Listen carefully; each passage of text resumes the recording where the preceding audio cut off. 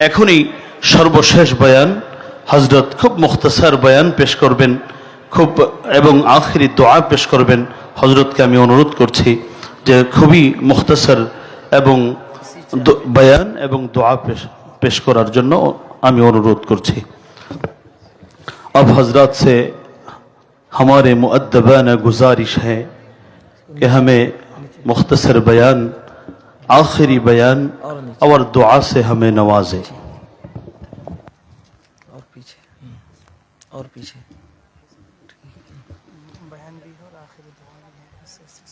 तर्जमा तो नहीं होना है ना?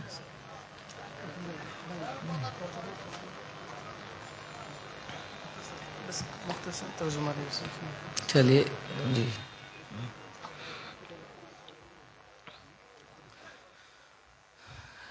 नहमदुहु व नुसल्ली अला रसूलिहिल करीम, अम्मा बाद। अऊज़ु बिल्लाहि मिनश शैतानिर रजीम, बिस्मिल्लाहिर रहमानिर रहीम। इन्नद-दीन इंदल्लाहिल इस्लाम, सदक़ल्लाहुल अज़ीम। हाज़रीन मोहतरम, स्टेज पर तशरीफ़ फरमा हज़रात उलमाए किराम, ज़िम्मेदारान मदारिस और मेरे दीनी भाइयों, आपकी ज़बान में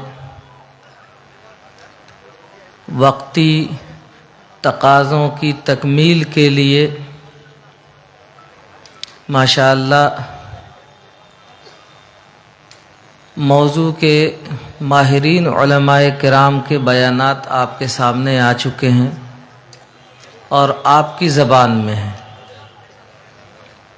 मेरी ज़बान आपकी नहीं है, मैं जो कुछ कहूँगा उर्दू में कहूँगा, लेकिन मैं समझता हूँ कि मेरी आसान फ़हम ज़बान बहरहाल कुछ न कुछ आपके समझ में आएगी इंशाअल्लाह।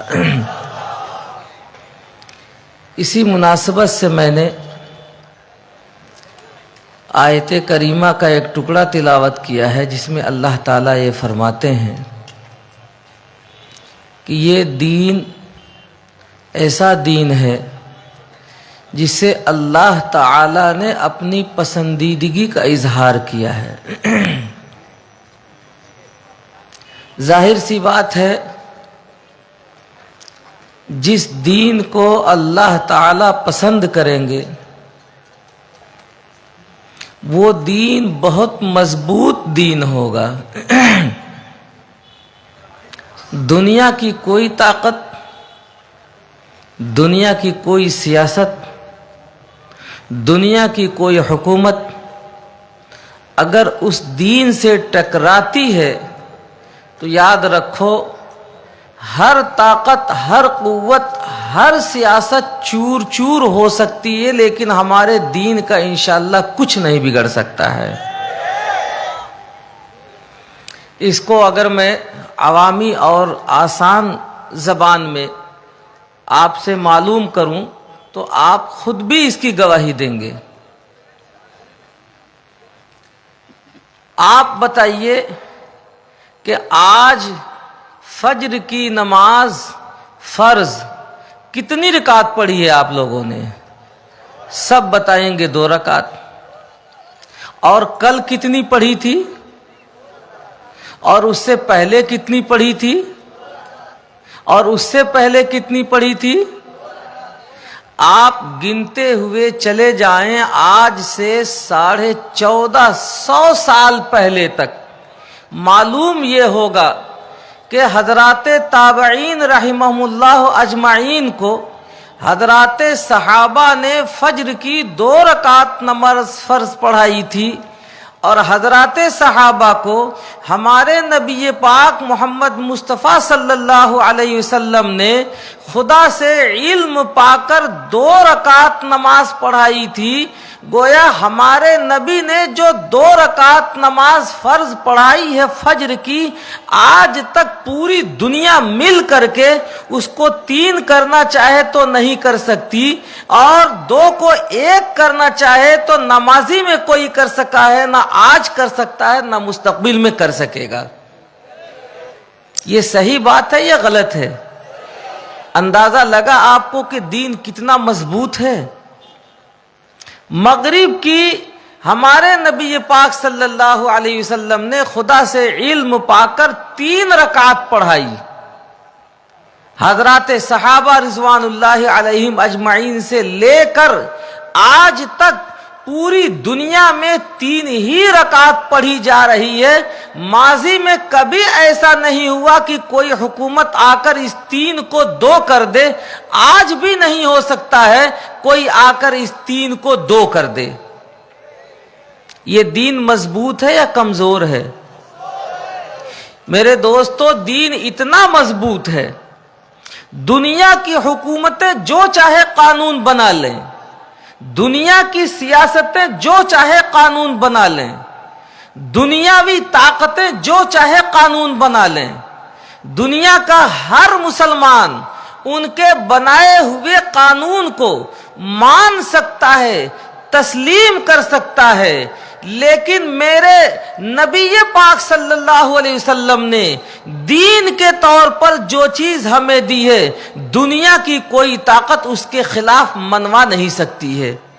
اور یہ اتنا مضبوط ہے کہ ابھی تو کیا، مستقبل میں حدیث شریف میں آتا ہے کہ کبھی اس دنیا میں ایسے حالات پیدا ہوں گے، اتنے خراب حالات ہو جائیں گے کہ دین پر قائم رہنا ایسا ہو جائے گا جیسے ہاتھ میں چنگاری، آگ کا کوئلہ لے کر منٹوں سیکنڈوں برداشت نہیں کیا جا سکتا، اتنے حالات خراب ہو جائیں گے۔ لیکن اس کے باوجود اس زمانے میں جب حضرت محمد بن عبداللہ المہدی آئیں گے اور اس ملت اور اس امت کو دین پر چلائیں گے، تو ہمارے نبی پاک صلی اللہ علیہ وسلم نے فجر کی جو 2 رکعت پڑھائی تھی وہ بھی آ کے 2 ہی رکعت پڑھیں گے، مغرب کی 3 پڑھائی تھی تو وہ بھی 3 ہی پڑھیں گے۔ اتنا ہی نہیں، اس دنیا کا جب اینڈ ہونے لگے گا اور یہ دنیا ختم ہونے کو ہوگی تو اس روئے زمین پر سب سے بڑا فتنہ حدیث شریف کے مطابق جو آنے والا ہے وہ دجال کا فتنہ ہوگا۔ دجال کا فتنہ اتنا خطرناک فتنہ ہوگا، وہ آئے گا تو اپنے آپ کو کبھی نبی کہلوائے گا، کبھی خدا کہلوائے گا۔ اللہ تعالیٰ نے آزمائش کے طور پر اس کو ساری قوتیں دی ہوں گی۔ دجال کو اتنی طاقت ملے گی کہ جب وہ آسمان کو بارش برسانے کے لیے کہے گا تو بارش برس جائے گی، زمین سے سبزہ اگانے کے لیے کہے گا تو زمین سے سبزہ اگ جائے گا۔ اس کے ہاتھ میں، ایک ہاتھ میں جنت ہوگی، ایک ہاتھ میں جہنم۔ اس کے ساتھ خزانے اس طرح سے چلیں گے جیسے شہد کی مکھیاں اپنے رانی مکھی کے ساتھ چلا کرتی ہیں۔ اس کو زندہ کرنے کی بھی قوت اللہ نے دی ہوگی، اس کو مردہ کرنے کی بھی قوت اللہ نے دی ہوگی، یہ ساری قوتیں اس کو دی ہوں گی اللہ تعالیٰ نے۔ لیکن میرے دوستو، دین اتنا مضبوط ہے، جب وہ ایک بندے سے کہے گا کہ بول تو مجھے خدا مانتا ہے یا نہیں مانتا ہے، وہ انکار کر دے گا، کہے گا میں تو تجھے خدا نہیں مانتا، اس کو قتل کرے گا، 2 ٹکڑے کر دے گا، پھر اس کے بعد دونوں ٹکڑوں کو جوڑ کر زندہ کر دے گا، زندہ کر کے پوچھے گا کہ بولو، موت دینے کی قوت میرے ہاتھ میں، زندگی دینے کی قوت میرے ہاتھ میں، اب تم مجھے خدا مانتے ہو یا نہیں مانتے ہو؟ ایمان والا بندہ کہے گا کہ کم بخت کہیں کے، خبیث، خناس، اب تو پہلے کے مقابلے میں مجھے اور یقین ہو گیا، تو میرا خدا تو کیا ہوتا، تو تو دجال ہے۔ میرے دوستو، مجھے بتانا یہ ہے کہ اس روئے زمین پر جتنی حکومتیں ماضی میں آ چکی ہیں یا اب آنے والی ہیں، جتنی سیاستیں آ چکی ہیں یا آنے والی ہیں، جتنی طاقتیں آ چکی ہیں یا آنے والی ہیں، دجال سے بڑھ کر کوئی فتنہ نہیں ہوگا۔ اتنا خطرناک فتنہ وہ جب آئے گا، آنے کے باوجود ایمان والے بندے سے ایمان لینا چاہے گا، کوئی اس کو خدا نہیں مانے گا، دھتکار دیا جائے گا۔ اب بتاؤ کہ میرا دین مضبوط ہے یا کمزور ہے؟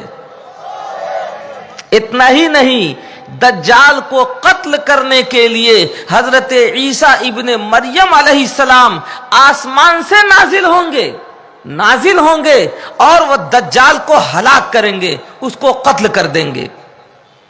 اپنے وقت کے وہ نبی ہوں گے، آسمان سے ان کا نزول ہوگا اور اتنی قوت اللہ نے دی ہوگی کہ اس دنیا کے سب سے بڑے فتنے کا خاتمہ کریں گے۔ لیکن اس کے باوجود ہمارا دین اتنا مضبوط ہے میرے دوستو کہ وہ بھی آئیں گے تو فجر کی 2 ہی رکعت نماز پڑھیں گے اور پڑھائیں گے۔ مغرب کی ہمارے نبی نے چونکہ 3 رکعت پڑھائی ہے تو 3 ہی رکعت نماز پڑھائیں گے، نہ کمی کریں گے نہ زیادتی کریں گے۔ بات آپ کے سمجھ میں آئی تو آپ بتائیے ہمارا دین مضبوط ہے یا کمزور؟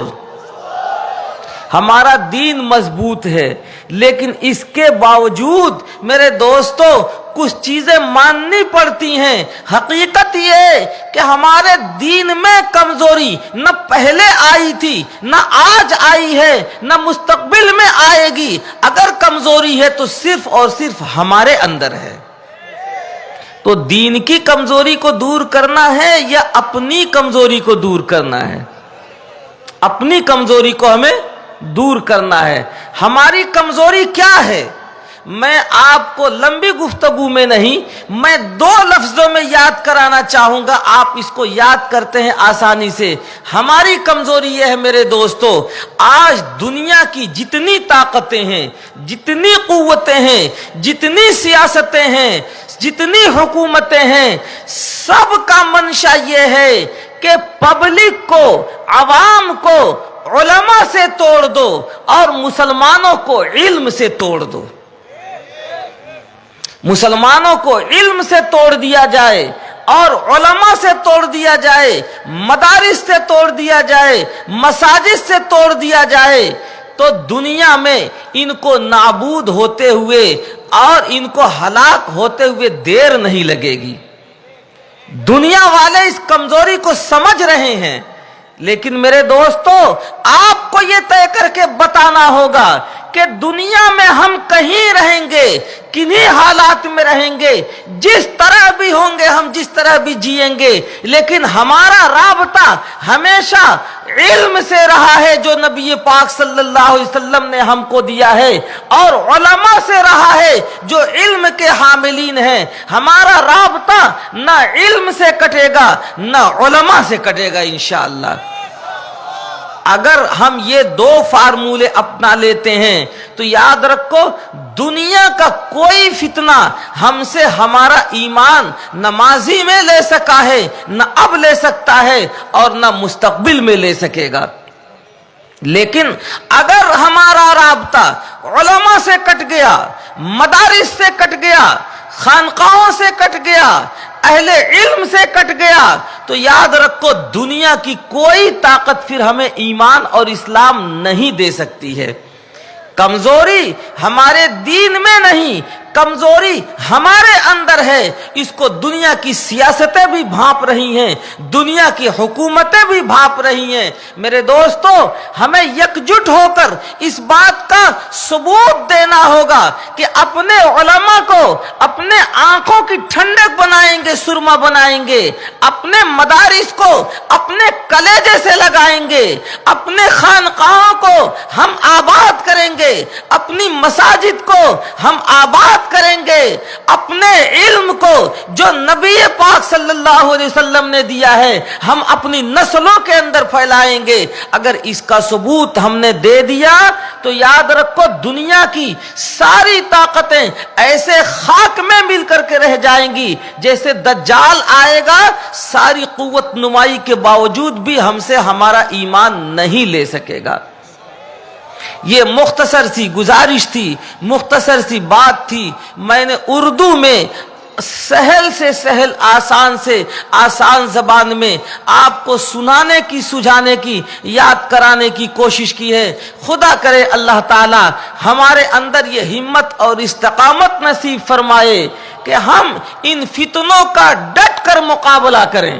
کچھ فتنے علم کے لائن سے آئیں گے, کچھ فتنے سیاست کی لائن سے آئیں گے, کچھ فتنے سماج کی لائن سے آئیں گے, کچھ فتنے معاش کی لائن سے آئیں گے, کچھ فتنے حکومت کی لائن سے آئیں گے, کچھ فتنے طاقت کی لائن سے آئیں گے, کچھ فتنے تلبیس اور دھوکے کی لائن سے آئیں گے. لیکن میرے دوستو یاد رکھو اگر ہم نے اپنا رابطہ نبی کے دیے ہوئے علم اور علماء سے رکھا تو یاد رکھو دنیا کا کوئی فتنہ نہ ماضی میں کامیاب ہو سکا ہے, نہ آج کامیاب ہو سکتا ہے, اور نہ مستقبل میں کامیاب ہو سکے گا. اللہ تعالی ہمیں اپنے علماء کی قدردانی کی توفیق نصیب فرمائے. جو دین دیا ہے اللہ تعالی نے استحکام کے ساتھ اس پر عمل کرنے کی توفیق نصیب فرمائے. اس میں جو کوتاہیاں ہو چکی ہیں, ہو گئی ہیں, اللہ تعالی انہیں معاف فرمائے, درگزر فرمائے. وآخر دعوانا ان الحمدللہ رب العالمین. درود شریف پڑھیے. اللہم صلی علی سیدنا مولانا محمد وعلی آل سیدنا مولانا محمد وبارک وسلم. ربنا آتنا فی الدنیا حسنۃ وفی الآخرۃ حسنۃ وقنا عذاب النار. اللہم اہدنا الصراط المستقیم. اللہم اہدنا واہد بنا. اے اللہ ہمارے گناہوں کو معاف فرما دیجئے. اے اللہ ہمارے خطاؤں سے درگزر فرما دیجئے. اے کریم آقا اپنے کرم کا, اپنے فضل کا, اپنے لطف احسان کا معاملہ فرماتے ہوئے اس پروگرام کا انعقاد جن جن لوگوں نے کیا ہے, جس طرح سے بھی تعاون دیا ہے, اے اللہ ان کی خدمات کو قبول فرما لیجئے اور اس میں خیر و برکت نصیب فرما دیجئے. اے اللہ اس میں جو کوتاہیاں ہوئی ہوں انہیں معاف فرما دیجئے. اے کریم آقا اپنے کرم کا, اپنے فضل کا, اپنے لطف و احسان کا معاملہ فرماتے ہوئے ہمارے اندر بھی اور ہماری نسلوں کے اندر بھی ایمان مقدر فرما دیجئے. اے اللہ ہماری نسلوں کے اندر ایمان مقدر فرما دیجئے. اے اللہ ہماری نسلوں کے اندر ایمان مقدر فرما دیجئے. اے اللہ جو بھی فتنے چلے ہوئے ہیں اس ملک کے اندر ان تمام فتنوں سے ہم تمام مسلمانوں کو محفوظ رکھ لیجئے. اے کریم آقا اپنے کرم کا, اپنے فضل کا, اپنے لطف و احسان کا معاملہ فرماتے ہوئے مدارس کی, مساجد کی, علماء کی, خانقاہوں کی, اہل علم کی, نبی پاک صلی اللہ علیہ وسلم نے جو علوم ہمارے تک پہنچائے ہیں اے اللہ ان سب کی حفاظت فرما دیجئے. اے اللہ اور خدمت کے طور پر, ذریعہ کے طور پر ہمیں بھی استعمال فرما لیجئے, ہمیں بھی قبول فرما لیجئے. اے اللہ ہمیں اور ہماری اولاد کو اپنی رضامندی کے ساتھ اپنے دین پر عمل کرنے کی, قائم و دائم رہنے کی توفیق نصیب فرما دیجئے. اے اللہ اس راستے میں جو رکاوٹیں, دقتیں, ابتلائیں, آزمائشیں, پریشانیاں آنے والی ہوں اے اللہ ان سب سے ہم سب لوگوں کو محفوظ فرما لیجئے. اے اللہ اس ملک کو امن نصیب فرمائیے. اے اللہ اس ملک کو سکون نصیب فرمائیے. اے اللہ اس ملک کو ہر طرح کے شرور و فتن سے محفوظ فرمائیے. اللہ اس کے حکام کو ہدایت نصیب فرمائیے. اے اللہ اپنے غیب کے خزانے سے وافر مقدار میں ایسے حکام پیدا فرمائیے جو ہمارے دین کے لیے معاون بن سکے. اے کریم آقا اپنے کرم کا, اپنے فضل کا, اپنے لطف و احسان کا معاملہ فرماتے ہوئے جن جن لوگوں نے دعاؤں کے لیے کہا ہے اللہ ان سب کی جائز مقاصد کو پورا فرما دیجئے. اے اللہ تحفظ ختم نبوت کے جو شہداء خدام دنیا سے جا چکے ہیں ان کی مغفرت فرما دیجئے. جو زندہ ہے جہاں کہیں بھی اللہ انہیں خیر و عافیت نصیب فرما دیجئے. اے کریم آقا اپنے کرم کا, اپنے فضل کا, اپنے لطف و احسان کا معاملہ فرماتے ہوئے ہماری دعاؤں کو نبی پاک صلی اللہ علیہ وسلم کے صدقے اور طفیل میں قبول فرما لیجئے. ربنا تقبل منا انک انت السمیع العلیم بحرمت النبی الکریم صلی اللہ تعالی علیہ وسلم.